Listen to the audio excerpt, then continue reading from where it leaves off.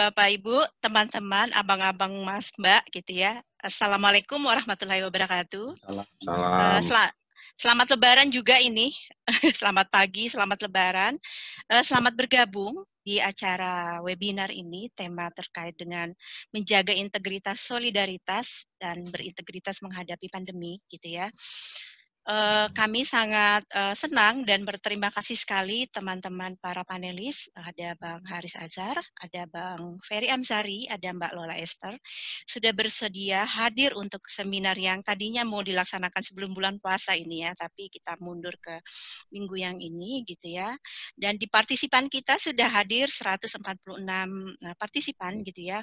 Kalau lihat asalnya sudah pada angkat tangan semua gitu ya, dan ada dari berbagai daerah. Oh ya, Pak Giri sudah bergabung gitu ya. Bergabung ya jaringannya. Ya, monggo Pak Giri dimulai dulu dari Pak Giri. Tadi saya sudah ikut pembukaan ya. Saya dari tadi masuk tapi wajah saya nggak keluar ini. Sedang di Belanda sekarang Pak? Iya, ini belum bisa masuk Jakarta PSBB.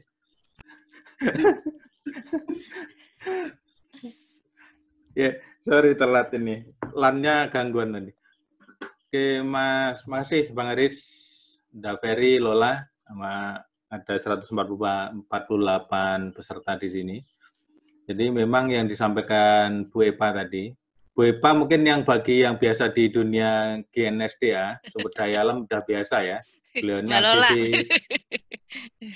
Beliau dulu spesialis di Litbangnya KPK. Dan tahun ini gabung di pendidikan, gabung kedikan, Mas. Di bagi yang baru gabung, dalam 2 minggu terakhir ini KPK banyak melakukan diskusi dengan masyarakat sipil. Dan ini terutama di isu-isu tentang bantuan dan solidaritas ini. 2 pertemuan awal, yang pertama menghadirkan ada Mbak Bivitri, kemudian ada Mas Usman Hamid, kemudian ada Pak Didin Damanhuri, kemudian satu lagi siapa Bu Epa, lupa saya. Kurnia Ramadhana ya. Kurnia ya.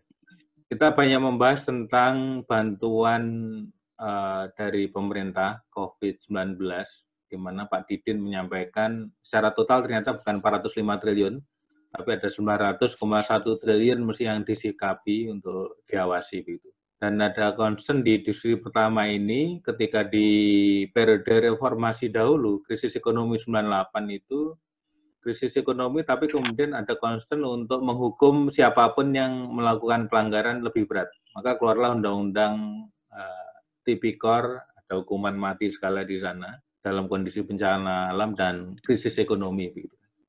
Jadi sementara di situasi yang sekarang agak berbeda gitu. Angkanya jauh lebih besar, 3-4 kali lipat, tapi tidak ada undang-undang yang lebih berat atau prakondisi seperti tahu pasal 2 Undang-Undang Tipikor, hukuman mati dalam kondisi krisis ekonomi.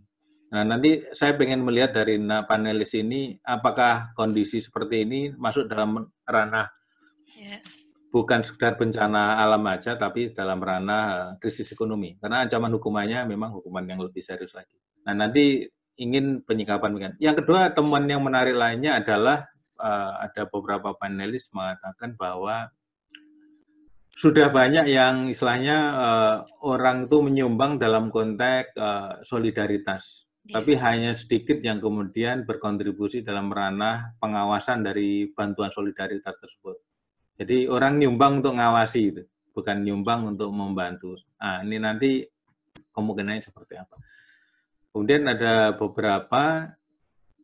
sebenarnya diskusi tentang crowdfunding juga, bagaimana mengawasinya, best practice-nya, tapi inginnya dalam diskusi ini KPK kan punya kewenangan dalam ngasih bantuan publik. Kalau crowdfunding mungkin Pak Ferry sama Pak Haris sama Mbak Lola sudah bisa mengawasinya ya. Dalam konteks publik juga penting untuk gimana sebaiknya. Dan besok sebenarnya KPK akan meluncurkan program ini sekaligus informasi tentang jaga bansos. Jadi kita bikin web dan aplikasi yang sudah kita bangun sebelumnya. Di sana mengatur tentang whistleblower system dalam kalau ada pengaduan terkait bansos. berhubung launchingnya besok, jadi mungkin nanti saya sedikit aja saya sampaikan perihal ini. Jadi di aplikasi di HP dan di internet ini, kalau ada keluhan, nanti anonymous, jadi pengirimnya nggak akan diketahui terkait dengan keluhan-keluhan terkait bansos. Di sana ada data, jumlah ada, kemudian yang eligible berapa, lumayan relatif lengkap. Dan di Jaga Bansos ini juga bisa dicek juga, di Jaga ID ini tentang ketersediaan kamar sebenarnya. Kamar dari suatu rumah sakit, available-nya berapa tempat tidur, VIP berapa, terisi berapa. Nah, nanti kalau masyarakat merasa tidak mendapatkan kamar, bisa cek di sana. Itu salah satu program Bansos, ada pendidikan, kesehatan, dana desa, kemudian ada beberapa isu lagi. Kemudian yang terakhir, dalam diskusi yang kedua, kita lebih, di diskusi pertama ada satu lagi penekanan tentang sebenarnya keinginan bahwa KPK untuk kembali kepada filosofi awalnya untuk kembali sebagai gerakan masyarakat sipil, bagian dari gerakan masyarakat sipil. Jadi banyak di sana, baik kritik kepada KPK dan terutama revisi Undang-Undang KPK. Karena KPK dibangun di awal itu adalah sebagai gerakan masyarakat sipil, begitu kan? Walaupun menegak hukum, tapi harus dekat dengan masyarakat sipil. Jadi kritik banyak kemarin di periode 1 tentang itu. Ya, kalau yang kedua lebih banyak kepada fokus yang lebih mikro. Jadi kita kumpulkan pemuda desa dan beberapa komunitas yang membangun pemuda desa di sana. Bagaimana kita belajar dari anak-anak desa, pemuda desa itu untuk survive dan kedepannya itu seperti apa dalam konteks ketahanan pangan dan ketahanan yang lainnya. Jadi ada lumayan di sana, ada beberapa aktivis dari kecil bergerak, kemudian ada beberapa dari komunitas juga. Nah, hari ini bisa disebut puncak karena 3 punggawa ini, orang-orang yang waktunya susah ini, akan berdiskusi. Aku ini, karena ini masyarakat sih bebas saja, diskusi kemana, tapi harapannya nanti kira-kira apa yang bisa kita lakukan secara bersama-sama masyarakat sipil, KPK atau yang lebih besar lagi dalam mengawasi dana solidaritas ini juga banyak isu. Saya yakin banyak isu. Kalau mungkin ada yang baru membaca bahwa pilkada akan tetap di tahun ini, kemudian ada beberapa isu-isu revisi undang-undang.